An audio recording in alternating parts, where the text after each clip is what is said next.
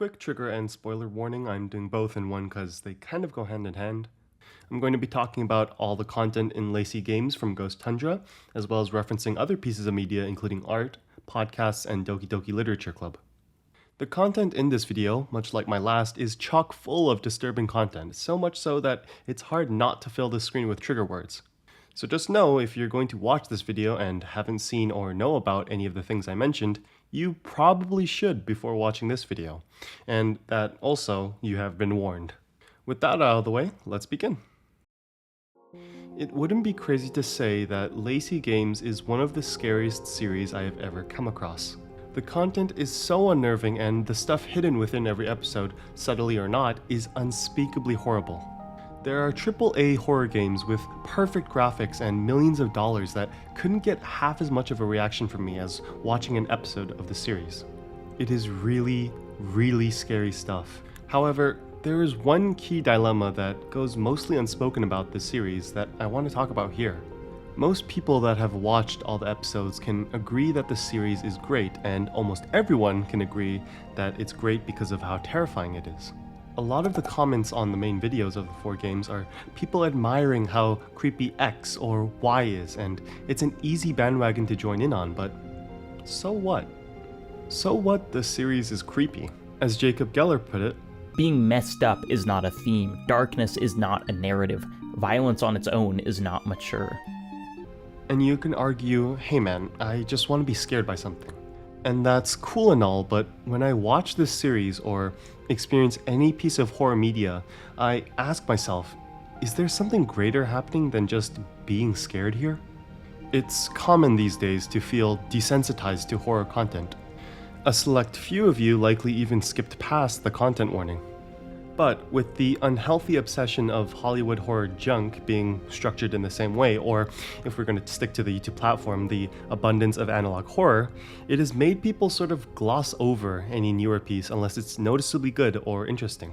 Despite that, Lacey Games seems especially adamant on trying to scare you. There is a lot that this series gives to you straight up without needing to build an entire world or atmosphere, although it does do that too. Lacey's wardrobe is less than 5 minutes long and there's hardly any build-up. From the moment you see the stalker's face for the first time, you know that things will not end well. And again, looking past the elements of realism with the voice acting and how immersive the videos are, I can't deny that Lacey Games does help to give you your dose of adrenaline, but personally the idea of bashing my head into another piece of uber-violent disturbing media on paper seems like it would be a rather mundane experience at this point. Why would it be any different to a Backrooms or a Walten Files? I'm bringing up all these points because I want to set up the subject of horror properly. A lot of people devolve into saying the same things about horror. Oh, horror excites you and keeps you on your toes, or horror undermines the viewer's security and makes whatever piece more immersive. And they say things that make it seem like horror is just a supporting act to the greater themes than just itself. But this is where I disagree. Because while I understand that horror is used to put emphasis on whatever the writer wants, I feel like there is inherent value to being scared. Lacey Games, with its hidden presentations, gory imagery, disgusting implications, is trying to force the viewer to feel something.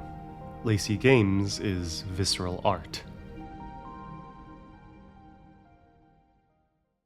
Lacey's wardrobe is the first iteration of the series, and likely because it was the first, I can also say it was the most straightforward in conception.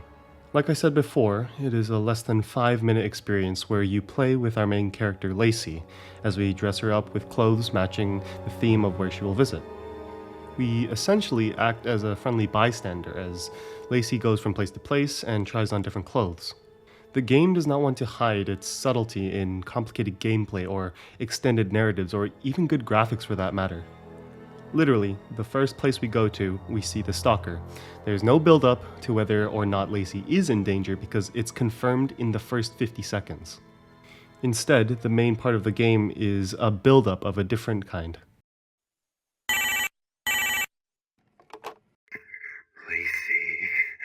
Lacey, did you see my stacks, Lacey? I can't wait to meet up, Lacey. I want to have a good time tonight with you, Lacey.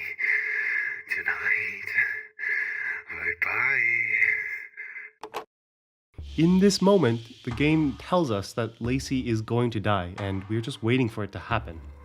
We then see the stalker outside Lacey's window, breathing against it as we rush to put on some new clothes. And as we reach our second location of the shopping mall, Lacey actually speaks to us, begging for our help because the stalker is going to kill her. And as we return home at night, we get a knocking sound at our door, and we get the option to receive a present, which includes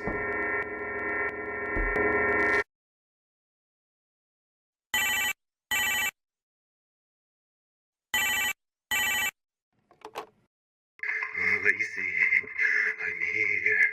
I'm here. Did you get my gift, Lacey? Did you like it?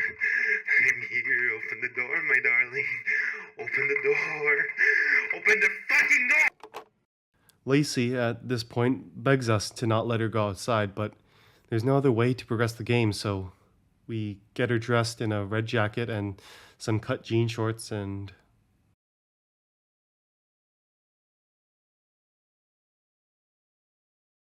Don't worry, I'm not showing it. The reveal in this moment was truly mortifying when I first saw it, and I truly missed the person I was before. Something so horrifying is just forced onto us as the viewer. Now, of course, we can take an Undertale style of logic and say that the right thing to have done was to close the game when Lacey begged us not to let her leave. But this statement comes with the assumption that you have completed the pacifist route and that you shouldn't choose the bad ending for no reason. Here, in Lacey's wardrobe, there is only one ending. This is what is meant to happen. There is no choice. The player isn't given any autonomy. We're just left to watch as the situation unravels. It is a truly hopeless situation we are put in.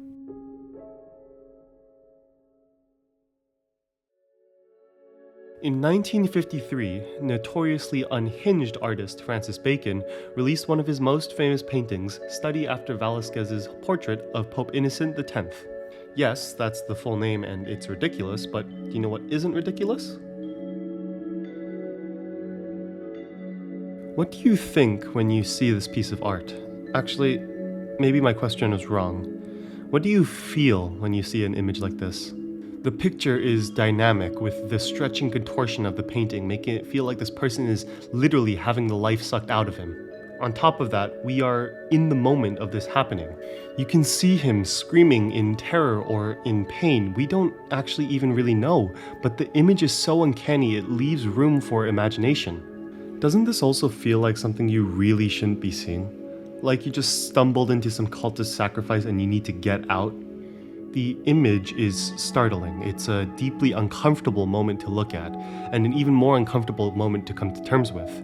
So, why does it exist? Well, Francis Bacon has always been a troubled artist. I mean, as if the painting of the man getting his life sucked out of him wasn't enough of an indication of that. But Francis always knew the power of his work and wanted to invoke his paintings with visual meaning and wanted to challenge the romanticism and sentiment of previous art. David Sylvester, an interviewer, coined a term called the brutality of fact upon interviewing Francis. It represented David's understanding of the way that Francis wanted people to react to his paintings. Throughout Francis's life, he explored the ways in which he could express emotions in his pieces. If we take a look at Screaming Pope again, and we compare it to the original painting it was inspired from, we can see the warped distortion added to the image in reference to the Great Holy Perspective. However, Francis made it clear that this distortion was not used with the purposes to invoke meaning or to criticize the church in any unwanted way. In speaking about the painting and what Francis Bacon's original intentions were, he says, "I want to paint the scream more than the horror," meaning this disturbing adaptation was never about religion. It was about the act of torment and its unholy release. Francis doesn't want you to think about the implications of an image like this existing. He wants you to instead feel the raw emotion from the painting itself. There is a big shift between the first and second installations of the Lacey game series in the way Ghost Tundra presents her horror. In Lacey's wardrobe, no matter what the player does, they are trapped into forcing Lacey to go outside and eventually get kidnapped by the killer. In Lacey's diner, however, the method in which the horror presents itself is entirely in the hands of the player. Upon starting work at the diner, we are introduced to our main character, Lacey, again, alive and not eaten, and she ironically instead works to cook food this time than rather, well, you know. The gameplay is rather mundane, and the person playing the game notices this. All she has to do is make a meal and match the ingredient to what Lacey says. She even notes in the video how easy the game is and that the game gives way more time than necessary to finish the task. But it makes it all the more reasonable that if you were to try and fail to create the dish in the exceedingly extra amount of time, this happens. Can you please get me? That's good.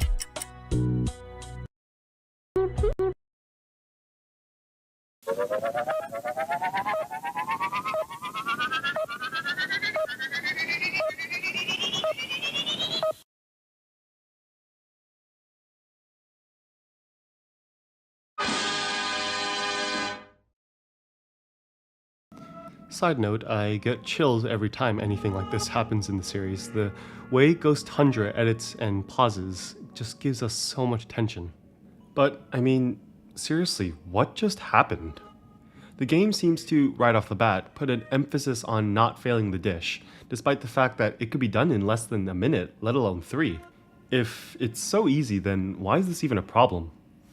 Oh, wait. Now I'm sounding like a pretentious customer who doesn't respect the chefs of a kitchen. Maybe this is actually a satire on those kind of people. Wait, then what happens if we do fail?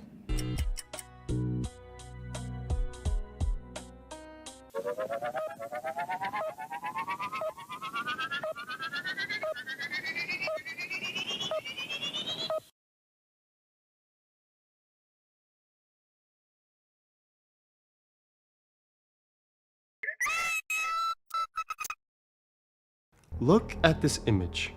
Everything in this one moment is meant to evoke an immediate reaction out of you.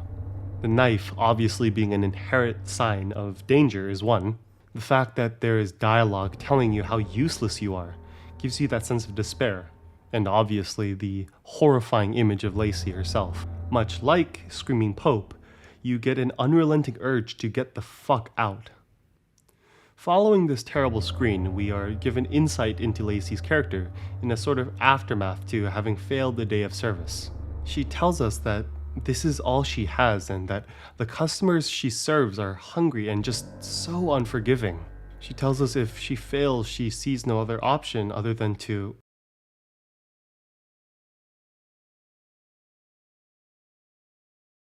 Lacey's Diner puts this emphasis on the lack of autonomy Lacey has as a character. In Lacey's wardrobe, really, all the player could do was put on clothes and click button prompts. There was nothing the player or Lacey could have done to have changed the outcome. But here, in Lacey's Diner, the player has the ability to succeed and give Lacey a happy ending. It has to come from absolute curiosity and insensitivity from the player to explore the path where Lacey fails. If we fail for a second day in a row, the intensity and depressive imagery is only ramped up from the first day.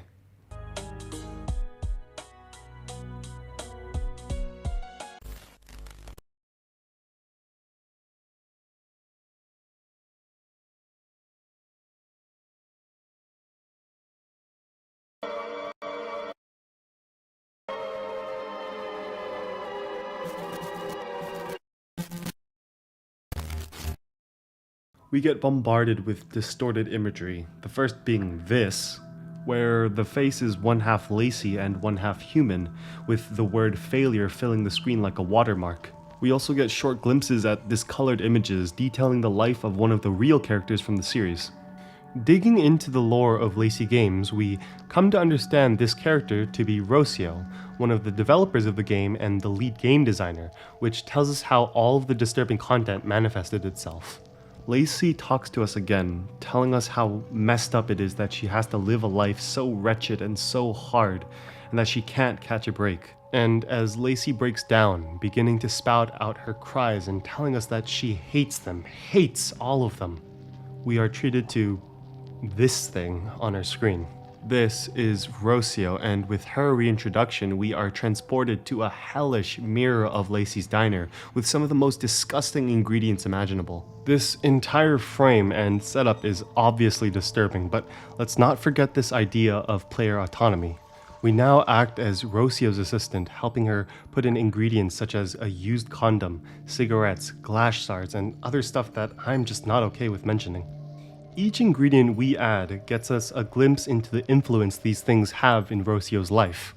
We add ingredient after ingredient and we succeed in making this abomination too disturbing that even the game has to censor it. On top of that, because we chose the path where we fail, we get to serve our creation to the customers who now, we can see from Rocio's perspective, are monsters.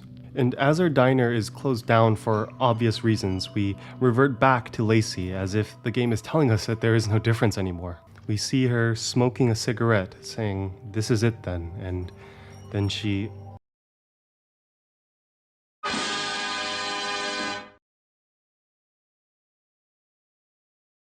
Lacey's diner is a punishment, a complete fuck you to the player for giving this ending to Lacey.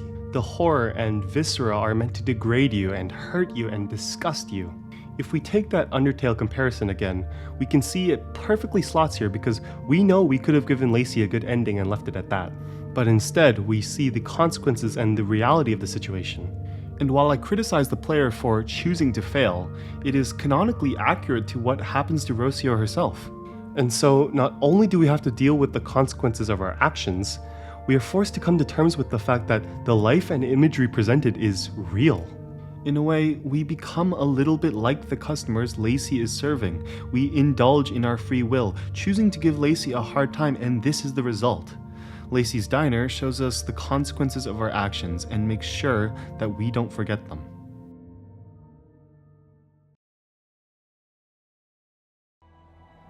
I think the good Lord protects us. Yeah. Our body's kind of going into shock, I think. Yeah. And, but you know, even at the time I saw the blood in the stairway, I thought, well, gosh, maybe something happened and they left in the ambulance. You know, they wouldn't have wanted, they said, oh, we'll call in the morning, you know, it wasn't that bad. Till I rounded the corner and saw Dad laying there on the floor. And, That was a clip from the Murder in the Moonlight podcast, currently one of the most listened to true crime podcasts on Apple and Audible. Now, I won't be talking about the episode or podcast itself, but rather bring light to true crime podcasts as a whole. What I'm sure has come to shock many men before, although seems to be generally well known and understood now, is that true crime podcasts of all kind have predominantly female audiences. According to the Triton Digital US podcast report from 2024, 67% of all true crime podcast listeners are women, making that a literal 2-to-1 ratio of female to male listeners. I hope every guy has had a funny moment in their lives where they stumble in on their girlfriend or sister or even mother or aunt just ripping into a 2-hour-long podcast with all of the grossest details and just been left stunned. Joking aside, let's be clear, there are good, real reasons as to why women end up listening to these podcasts more. True crime podcasts act as a way to empower and educate women about the issues and causes for real crime. This is important because, firstly, I think it's pretty obvious that the world is already very hostile to women, but this also coupled with the fact that, regardless of circumstance, female victims of crime generally have worse implications, meaning that women have to take their own safety more seriously. True crime podcasts are a way for women to safely explore their own boundaries of what makes them uncomfortable or not. By having extreme examples to base off of, they can know what to do in a similar situation, and know what they are okay with. And honestly, that's fantastic. Now, I ask, doesn't it feel like Lacey Games is trying to do a similar thing? Lacey Games conveys an intensely dangerous but realistic story. We watch these characters, these people's lives unfold for us to experience. Is Lacey Games trying to show us something? Never mind Lacey being a teenage girl, which already identifies with listeners of true crime. I bring this similarity up because in every form of horror, there are unavoidable metatextual implications for it existing. Ghost Tundra, while she is obviously a genius in storytelling, is likely not immune to the impulse of every horror media producer in just wanting to make scary things scary for the sake of it. And while people, including me, rag on about the repetitiveness of horror these days, because Ghost Tundra gives us such insane experiences that, like true crime podcasts, are actively hard and difficult to consume, it draws parallels between the two pieces of medium that are almost unavoidable. All I ask now is, can we see these stories as a way of trying to keep us safe? And if so, is it the nature of these stories being so violent and scary and a viscera that we are kept safe? Lacey's Pet Shop is the third installation of the series and is personally my favorite out of the four main videos. I actually remember watching this episode right when it came out. I had been going through some tough times and it somehow helped me to extinguish all of the bad mojo feelings I had with that warm, intimate feeling of fear. Right off the bat, you can notice that Lacey's Pet Shop is substantially longer than the previous two videos, which also tells us that there's more this game wants to say and do. We start with another mundane task for Lacey. This time, Lacey, working as a pet groomer, needs to help style and take care of the animals brought in by her customers. The gameplay element is sort of a combination of both prior entries in that, similar to Lacey's wardrobe, we're not really given player autonomy and are just forced to go with whatever the customer wants. But at the same time, Lacey's Pet Shop uses its forced gameplay differently by deliberately making the essence of gameplay disturbing, like in Lacey's Diner. What we get is this unnerving build-up in tension as the customers continue to give us more abhorrent, disturbing requests. From simple asks like washing and drying a dog and dyeing an animal's fur a certain color, we go to stretching a hamster's neck, adding teeth to a turtle, cutting off limbs and ears of a bunny. We become more and more hesitant to act. By the time the bunny comes around, we even see Lacey actively worried by the request as she smiles with the look of, "You're not serious, right?" This all comes to a climax where, for the final animal, it rises up with a disgustingly distorted face and, without a chance to even react,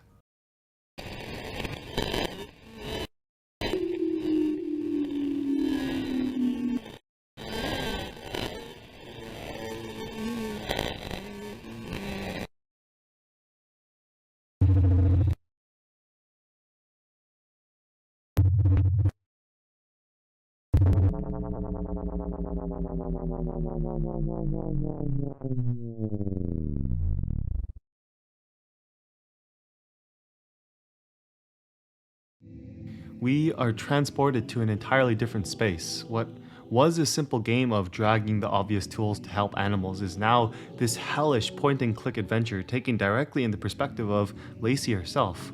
Taking in our surroundings, our goal is ominously clear as this daunting house beckons us towards it. However, we meet this skeleton cat, aptly named Skelecat, who won't let us pass without retrieving its flesh. We find the flesh being gnawed on by a raven and take it back. We give the flesh back to Skelecat and we are treated to this. And he finally lets us pass into the house. This haunted house, out of any shown in video games, movies, shows, books, or even real life, is by far the most traumatizing one I've seen. Entering the front door, we are met with three options, each corresponding to one of the directions aside from backwards. Everything in this house is creepy. The random paintings being scattered of animals and meat and things that you can't even quite make out. The color and saturation of the walls being such a brooding dark red, meeting the stained wooden floor. I have a weird statement, but I can vividly imagine what this place smells like. Moldy, thick, and just unwelcoming. We try going upstairs and are met with a locked door. Going back down, we look to our left and see a dining table with all of the people at the table having pigs' heads. Upon closer inspection, we can see how disgusting these monsters really are. The symbolism is already uncanny with how these represent real people, but in the perspective of Lacey, or more likely, Rocio. And with what we already know about Rocio's time around people like her uncle, we can infer a lot even without the text provided. We leave the dining room and turn to our right, where we enter the living room. On first glance, seems pretty normal, except for the elephant in the room, or rather, cage in the room, sitting in the corner. Lacey inspects the room, looking at the grandfather clock, the unidentifiable painting, and the cage. She tells us she feels like crawling into the cage, asks us to click it, and we do. The implications of the scene are written on the wall, but it's clear that Lacey has gone through something terrible in her life. The fact that she considers this tiny cage safe is just horrible, and I'm sure you can read into so many other things just from this moment. We end up finding a key in the cage, and Lacey snaps out of her depressive, somber state to bring herself upstairs.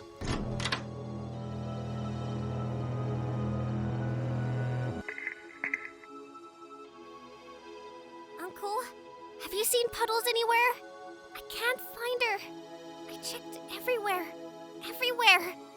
Stop laughing. We are met with 3 new rooms, 2 bedrooms and a bathroom. We enter the bathroom first. This makes me want to throw up. Lacey tells us that the bathtub is filled with lemonade, not blood, as if we're supposed to believe her, and like it would matter. As we click on the mirror, she tells us, "I'm not afraid of myself, let's just look for a bit."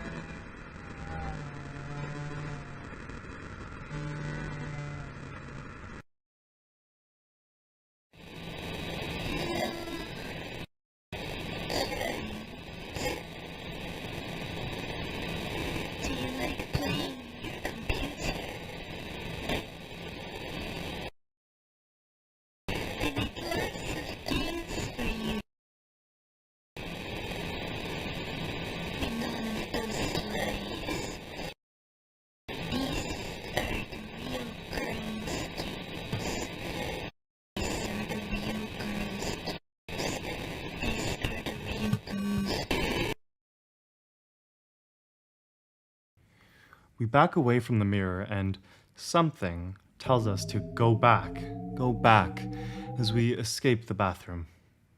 We enter room 1, which, unlike every other room, has flowery wallpaper, cute decorations, toys, and something under the bed. It's coming closer. It's disgusting and hard to look at, but as it comes closer, is that a dog?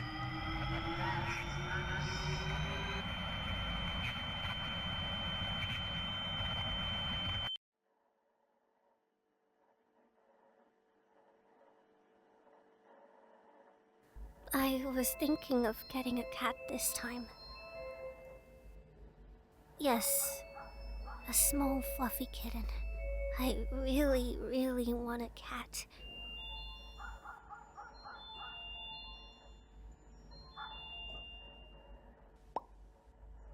We would do all sorts of stuff together.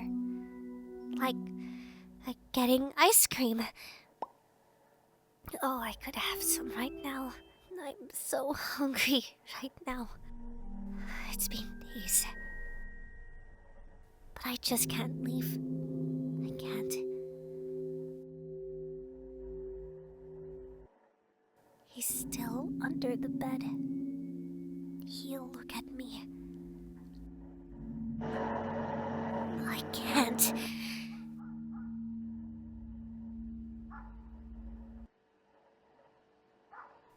But after all of this is over, maybe I could also go shopping. I could go to a record store and buy CDs of my favorite songs. I will have so much fun. It will be so much fun. I will listen to them all day long. My sweet little doggy. My little angel. I couldn't take it anymore. You can hurt me all you'd like, but you weren't allowed to take it away from me. I will let you fucking rot.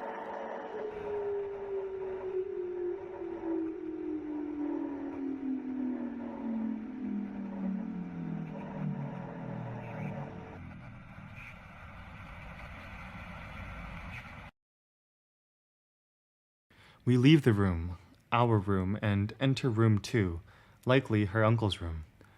Lacey tells us we can end it all here. We see the slimy white room of what I can only imagine being something literal like wax or symbolic like sperm. We see a matchbox in the center of the room, and Lacey asks us if she should light herself on fire to wake up. We take a single match, light it. For years he was barking up the wrong tree. Worried about his sins becoming too visible on his skin. He always worried about the serious things. But me, when I was telling his back, I was the dog that pulled his neck.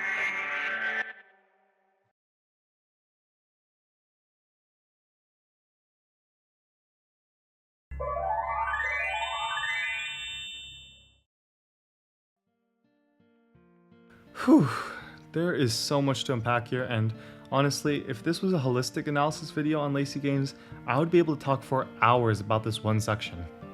But right now, we are only focusing on the horror of the scenes, which, go figure, means I'm talking about all of the scenes. Firstly, there's this idea of requests and permission scattered throughout Lacey's pet shop. In the first half of the video where we actually work with animals, Lacey just goes with whatever is asked of her, even though she knows what she's doing is actively harmful to the animals sometimes. And in the second half of the video, she relies on us, the player. Meeting the pigs, she asks us if she should say something. In the living room, she asks us to click the cage for her.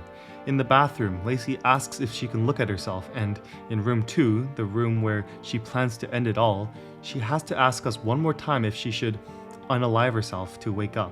It's clear with all of these examples that Lacey is not an independent person. It's hard for her to make decisions for herself because her moral views and integrity have been completely shattered, likely due to the abuse from her uncle.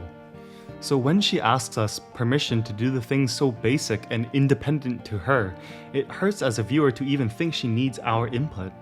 Every room in the house has its own sort of revealing scene that tells us a lot about the perspective Lacey/Rocio have for this place. It's an all-encompassing hatred for the house as a whole. This idea that Lacey can't feel comfortable or avoid trauma literally anywhere in the place she lives in is so sad. The scenes are loud, disturbing, typical to what Lacey games have done before, but this is Lacey and Rocio's lives, because despite what Lacey says at the end, this is not a nightmare. Ghost Tundra frames Lacey and Rocio as opposites when, in fact, they're both simultaneously the same character. And because of how clear it is that Lacey/Rocio are mentally ill, we also retroactively understand her unreliability as main character.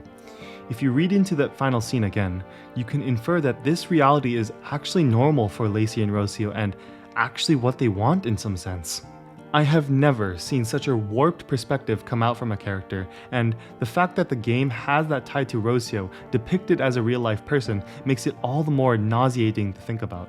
The viscera in Lacey's pet shop is a wake-up call, because it's cool and all to talk about the themes and lore behind the videos, but it's hard to avoid the fact that stuff like this happens to real teenage girls all the time. It is so crucial that a part of Lacey's pet shop takes place at home because it's something mostly everybody watching can relate to. This section is so immersive because of the fact that we can so easily imagine what it feels like to hate your own home or, God forbid, know what it's like. The video gives that sense of realism to the story and allows Ghost Tundra to bring awareness to what it's like being a victim and how it can change the way you see the world. It's brutal.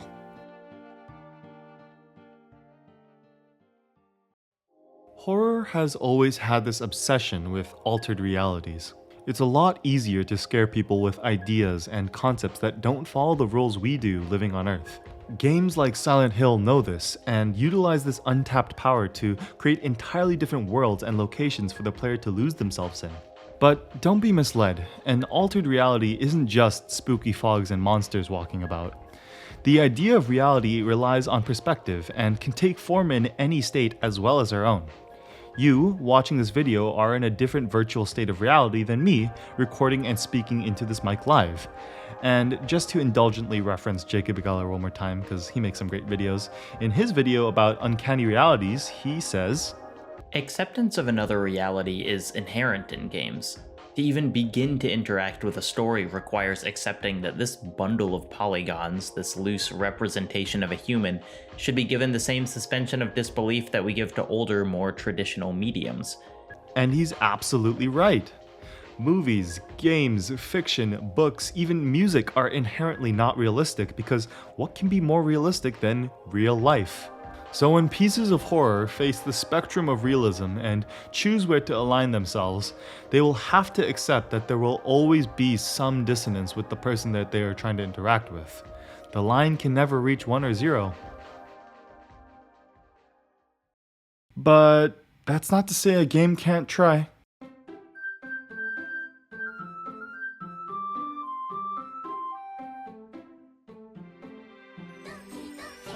DDLC at this point has transcended itself to become a part of the wider gaming and meme culture on the internet. In my previous video, I got a couple comments admiring the DDLC soundtrack I added, which goes to show how infamous this game has become. Just by using specific music referencing the game, I was able to manifest an atmosphere and imply similar messed up thematic tones in my video on the coffin of Andy and Lele. The aspect of reality in DDLC is quite profound in the sense that you as the player are not the only one given omnipotence in the game. Now, this could obviously mean you are playing a multiplayer game where whatever happens is usually semi-dependent on the other players, or it could mean that Monica is in your game. Monica has a clever way of navigating the fourth wall and its form of reality. Throughout Doki Doki Literature Club, we are given this facade of Monica being the club leader with dialogue that can only be described as basic. This campiness is actually used to try and trick you as a player. Monica will often encourage you to save your game, saying you should, just in case something unexpected happens.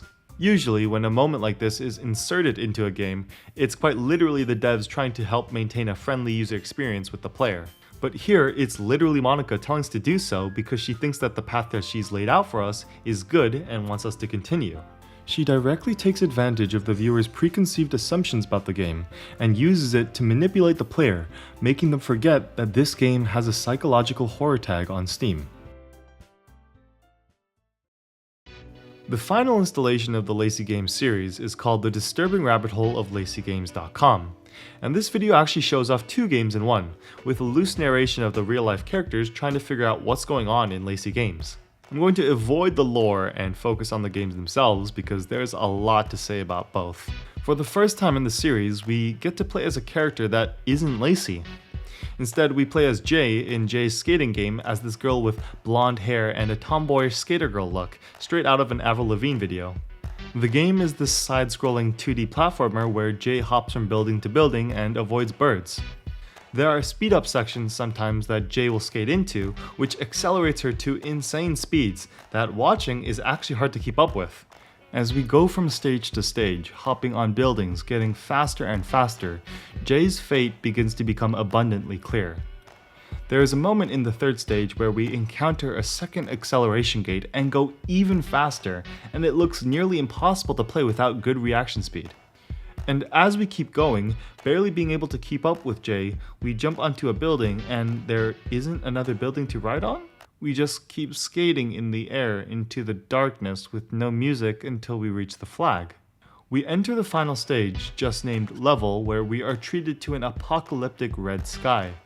Right away, we are given 2 acceleration gates and we have to play with the game glitching out randomly, black screening, so we can't even see Jay at times. As we close in on the end of the level, we start riding along an extended connection of buildings.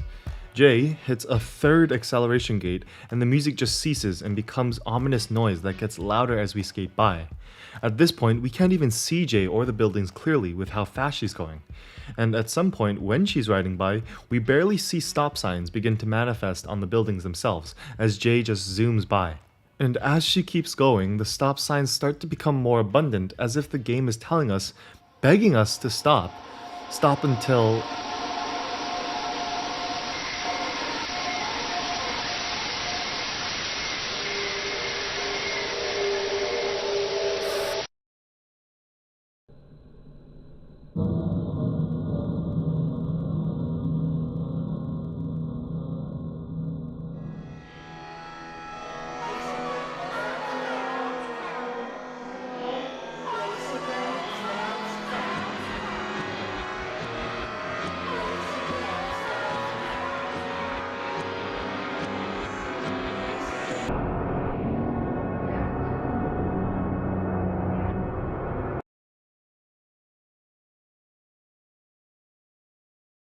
The presentation of Jay's skating game, more than any of the others prior, actually gives the greatest sense of being a game that you can imagine playing. This is because Jay's skating game actually brings an element of challenging gameplay. Charlie, the character who is canonically the person actually playing and recording these videos, notes that more than any of the other games, Jay's skating game is actually really difficult. When you're playing a game, it's up to you to be as immersed as possible and to give the game that suspension of disbelief. Because the gameplay is actually something you have to put effort into and pay attention to, it draws away from the implications of the game as a whole. And because the contrast of difficulty in Jay's skating game compared to all the other games is so clear, it makes you almost ignore what's actually going on. That being Jay, the main character, is jumping from building to building on a skateboard. Isn't that nuts? The game also has the least amount of disturbing content, like Rosia was trying to protect Jay from the horrors of her life. Because of this, the only disturbing content we are given is the final screen where someone blames us for killing Jay. There has always been an ongoing aspect of horror being its state of impermanence. Fear is a unique, major emotion in the way it can completely take over a person's emotional state in one moment and leave so quickly without much thought. This ephemeral nature is likely where the esteemed jump scare comes from. A sudden explosion of emotion, only for it to be released or resolved to some degree not a second later. Most jump scares are cheap, of course, but the idea of one comes from the controlled manipulation of the human function.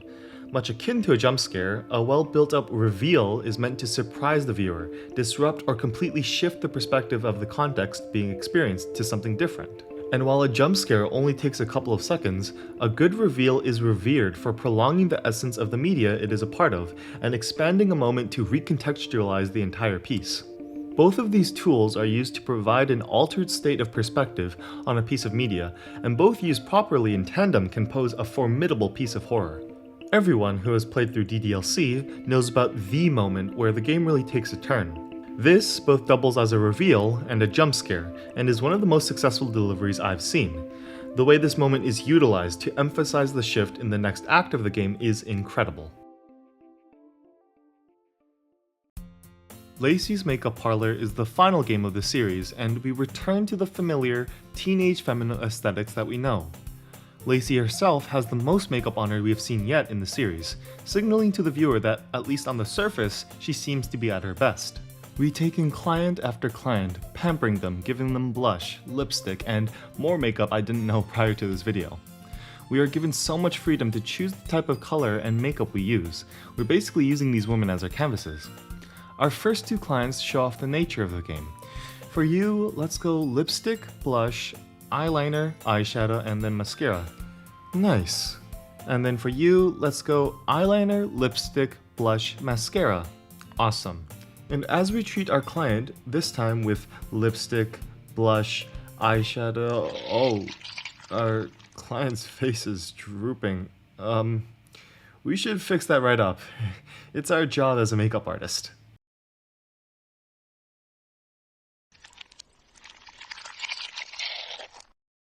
All better now.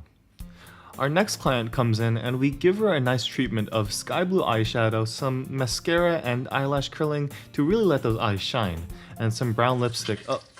Oh, there's a maggot crawling closer to her. Let's get rid of that quickly.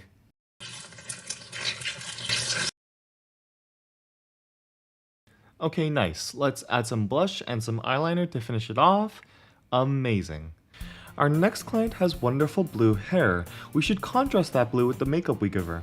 We put on some subtle pink lipstick, some pastel peach blush, some pink eyeshadow. You know, all these customers have been so helpful and calm, closing their eyes, helping us to put on the makeup. They don't even open their eyes when we take the final photos. That's a bit strange, isn't it? Oh, well, we should close her eyes for the sake of putting on her makeup, shouldn't we? Here you go, some eyeliner and voila. Alright, who's next?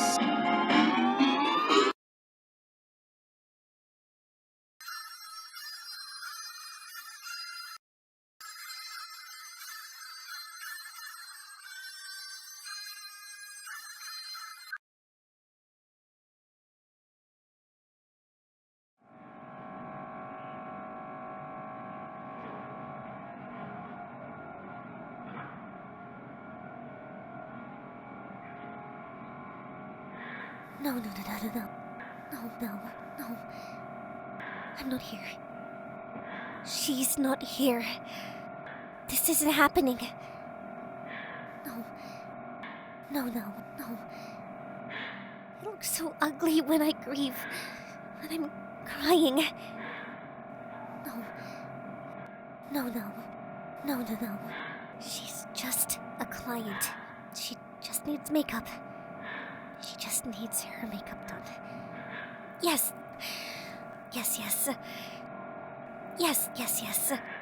She just needs to get her makeup done. Yes. Like me.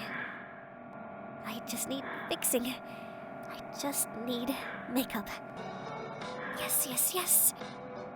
Let's go. Wow. You look so beautiful. Oh, there you are, Jay. Come on, let's put on some makeup for you.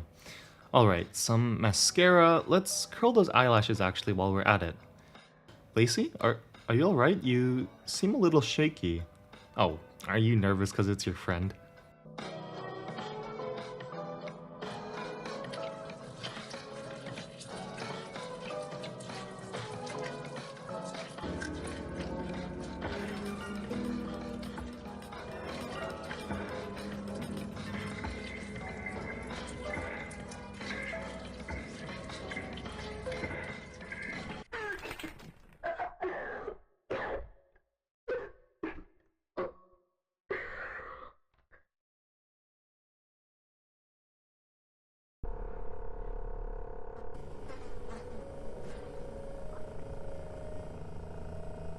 Silly Jay.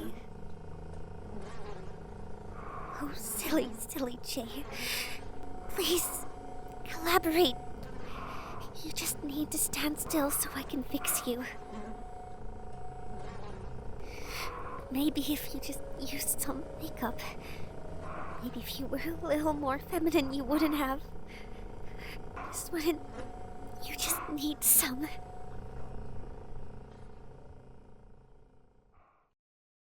Jay is dead.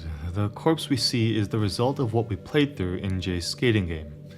The ending wasn't just a bad ending, it's what actually happened. She fell off a roof after skating on some buildings and unfortunately passed away. As Lacey holds her lifeless, decaying body, she nags Jay, telling her that if only Jay were a little more feminine, a little more girly like Lacey, Jay wouldn't have wanted to skate on buildings, that Jay wouldn't have died.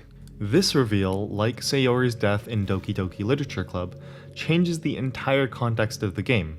What was originally a cutesy, generic makeup simulator is instead Lacey at a morgue, looking at bodies, delusional, trying to fix the dead girls.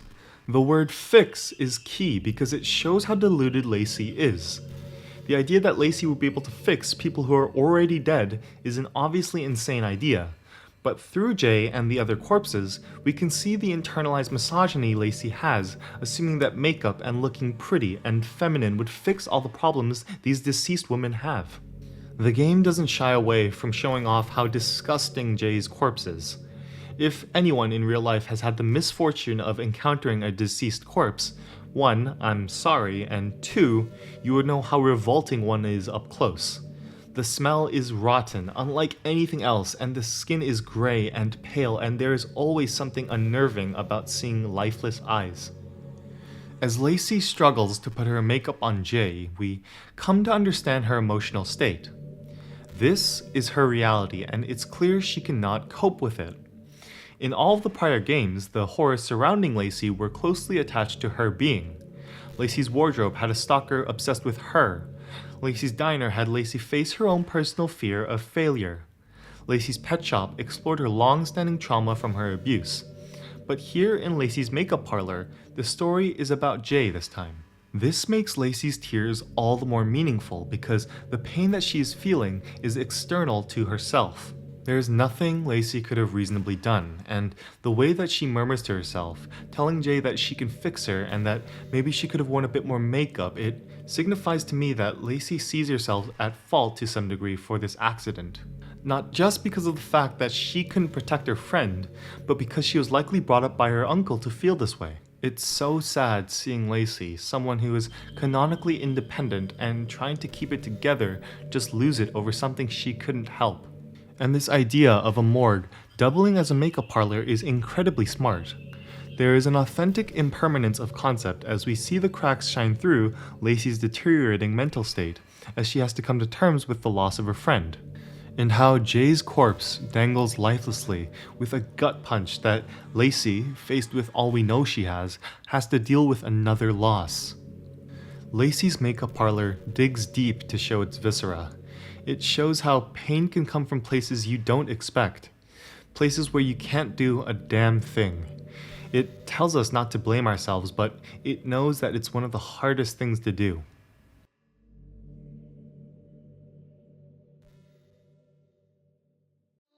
I have defined viscera with quite a broad definition during this video, but the word refers to the internal organs of the body, and in modern language, a visceral reaction comes from an intense moment of sorrow or anger or terror, and its ability to feel like it's coming from deep within your body.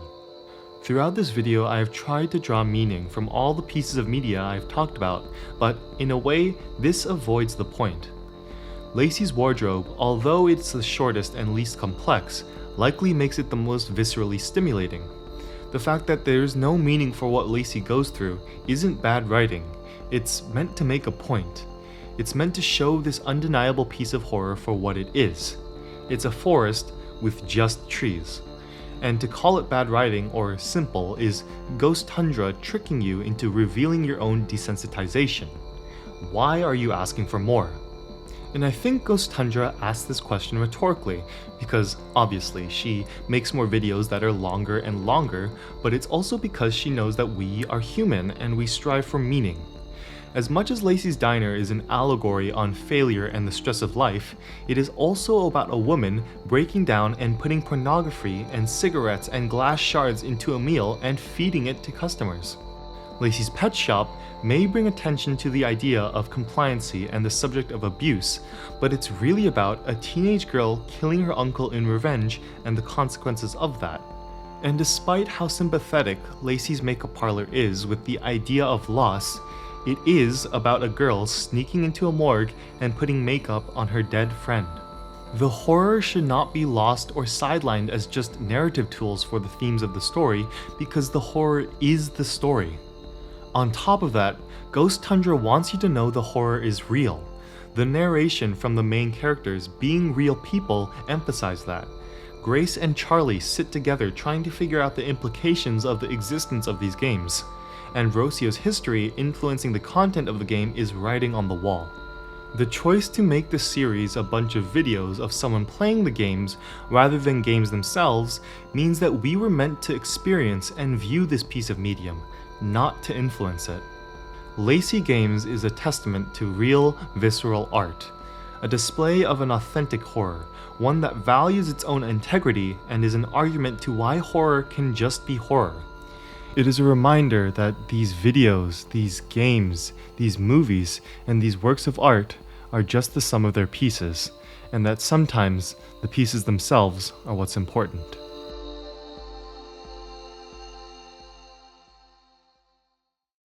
Phew.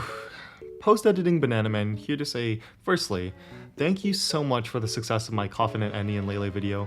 The support and discussion in the comments really motivated me to make another one. This project by far has taken the most effort out of me, but in the most cathartic and loving way. I really love making content and talking about random things, so if you enjoyed, I'm really glad you did, and if you really enjoyed, you could consider liking and subscribing, because I'll be trying to post more content like this regularly. Again, thank you guys so much, and I hope you all have a wonderful day.